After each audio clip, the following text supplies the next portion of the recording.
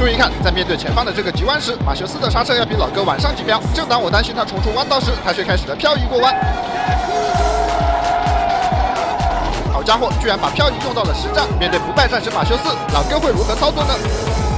警灯一开，悠哉悠哉，赶快去拿纸，蹲下就开始。欢迎收看《最后的自由》，讲美国老哥最后的自由。现在 GSP 佐治亚州的不败战神马修斯接到了队友的求助。前些天有一位老哥在 4S 店零元购了一辆道奇挑战者，当天就凭借精湛的车技摆脱了一众阿 Sir。时隔多天，今天老哥在进停车场读取车牌时被阿 Sir 发现，居然还敢出来。总台立刻派出最强战力马修斯进行追捕。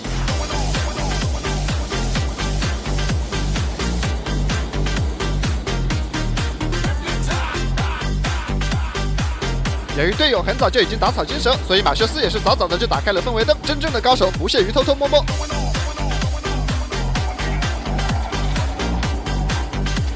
马修斯的这个漂移过弯给对面 NPC 看得一愣一愣的。虽然转过弯来并没有看见老哥，但他很快就凭借对地形的熟悉找到了正确的方向，也恰好看见老哥受到了这辆罐车的影响，这让原本大幅度落后的他成功跟上。这么早就把优势给丢没了，那上了高速之后，马修斯还不是轻松将他拿下？可事情的发展似乎并没有我们想象的这么简单。虽然阿 Sir 早有预判，已经提前把油门焊死，但老哥所爆发出来的车速还是叫他有些吃惊。在直线上，哪怕是他这辆不限速的道奇充电器也占不到便宜。但众所周知，马修斯的弯道造诣极高，前方即将出现弯道，又是他拉近距离的大好时机。只见他精准的找到弯心，接着便开始了漂移。由于在入弯的时候刹车点比老哥要晚上几秒，所以仅仅只是一个弯道，他便离老哥又近了一步。在动力不占优势的情况下，就只能靠细节的操作来取胜。老哥所驾驶的是一辆 Scat Pack 392版的道奇挑战者，这辆车搭载 6.4自吸 V8 发动机，最大马力485，100公里提速仅需4秒。这个动力版本仅次于地狱猫，比仅用道奇充电器要快上不少。怪不得直线上就连马修斯都占不到便宜。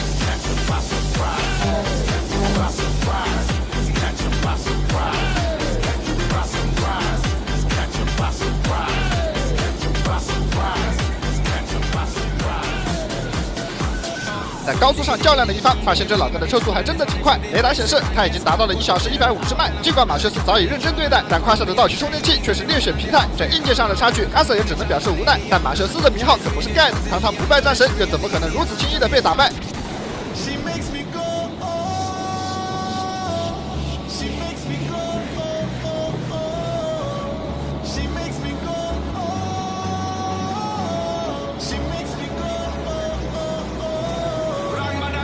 这老哥在高速上一路狂飙，几分钟下来，不仅没让马修斯占到便宜，甚至领先的优势还变得越来越大。混在车流之中，要是稍不注意，都有可能看不清他的尾灯。究竟是什么实力，居然能把马修斯逼到这种程度？让我们来看一下老哥的战力表。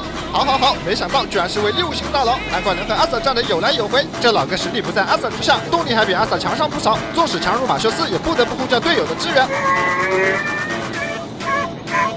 而就在这个弯道处，老哥更是使出了一招移形换影。这个弯中心的突然加速，将阿 Sir 察觉到了不对，他变换车道不是为了超车，而是突然从右侧下了匝道。这一套操作非常隐蔽，加上还有 NPC 掩护，换做一般阿 Sir 这里恐怕就已经跟丢。而在老哥带着巨大的优势下了高速之后，立刻就打开了色盲模式，一套小连招完全不给马修斯喘息的机会。本以为前面看得见跟不上就已经够憋屈了，但此刻却是连他的尾灯都看不着，气得阿 Sir 连膝盖都是疼的。毕竟像这样每天都挤在车里，真该试试妙界 F2 膝盖按摩仪，每天热敷加按摩，体贴舒适感拉满。阿 Sir 我要打报告，妙界热敷面积做了大升级，内侧用的银离子面料，锁温效果特别到位，再配上草本艾绒包，烘暖膝盖又暖心，驱寒祛湿，用下来真值5星。我平时运动完戴上就爱开个高频按摩，手法嘎嘎准，跟老师傅一样，揉捏捶打，疏通经络，护膝同时减少损伤，膝盖酸痛立马刹住车。不光我年轻，久坐久站需要按，爸妈年纪大了更得背着用，拖到关节坏进手术室就麻烦了。日常养护真得趁早，妙界5档热敷6档按摩，膝盖手臂肩膀都能用，贴合设计，带着不耽误活动。一家人的日常养护它全包，还有大屏数显语音播报，长辈拿到手不用教，趁年货节抓紧领券，礼价到手送运险，保价1年，质保售后都靠谱，礼盒包装自用送礼，抓紧入。没有想到这老哥的爆发竟如此恐怖，看来上一次能摆脱阿 Sir 靠的并不是运气，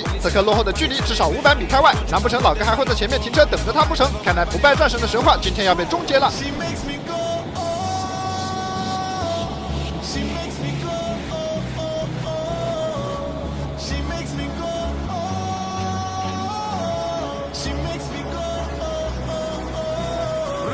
越过这个小山坡后，阿瑟在前方再次看见老哥的尾灯，不对，这老哥的速度怎么这么慢？难不成是认错的车？挑战者的尾灯辨识度极高，每天打交道的阿瑟绝对不可能认错。好家伙，这老哥还真是停下来在等阿瑟。如此好的机会，阿瑟上去就是一个贴贴，这一顶直接将老哥送进了花坛。要不是路牌缓冲一下，甚至都有可能起飞。但都已经这个状态了，老哥并没有打算下车投降，毕竟以这样的方式输掉，真的叫人很难接受。于是他便关上倒档，准备和阿瑟再战300个回合。可马修斯又怎么会放过这样的机会？立刻抵住老哥的一侧，让他无法全力发挥。折腾了一番的老哥彻底动弹不得，最终选择了下车跑路。而有意思的是，这位老哥一边跑一边掏出腰间的手枪扔给了马修斯。看来这位老哥不仅精通车技，保命这一块也是颇有研究。但最终不敌2发新能源武器，被马修斯给放倒在地。没有想到本来的情况对老哥如此有利，再多坚持一会儿，小心绝对有戏。最后却是落了个这般田地。经过调查，这位老哥名叫耶弗里·塞古拉，他将被指控鲁莽驾驶、逃逸、妨碍公务、无证驾驶和非法持有管制药品等多样罪名。而刚才老哥之所以停在路边，是因为他想右转走小路，但却因为刹车不及时冲上了路肩，最终惜败。其实这位老哥的行为也正好回应了很多粉丝的问题：为什么有许多老哥在拉开距离后不选择转弯？是因为转弯要减速，减速就会被阿瑟确认方向。如果对地形部署有根本没有机会思考，就会出现今天这位老哥的情况。就这样，不败战神马修斯以险胜保住了自己的称号。现在让我们来看一下第2位登场的老哥。相比较上一位老哥，这位老哥就要简单得多。巡逻的马修斯发现前方这辆摩托没有车牌，于是他便立刻跟上，示意老哥靠边停车。看见没，在马修斯面前，管你是跑车还是摩托，全都一视同仁。但是老哥也用他的行动做出了回应，管你是马修斯还是马修没有斯，在摩托面前都毫无还手之力，只是简单一个加速，老哥便窜了出去。好家伙，这看上去几乎是毫无胜算，这该怎么玩？看来只能期望这位老哥的战力不要太高。让我们来看一下战力表。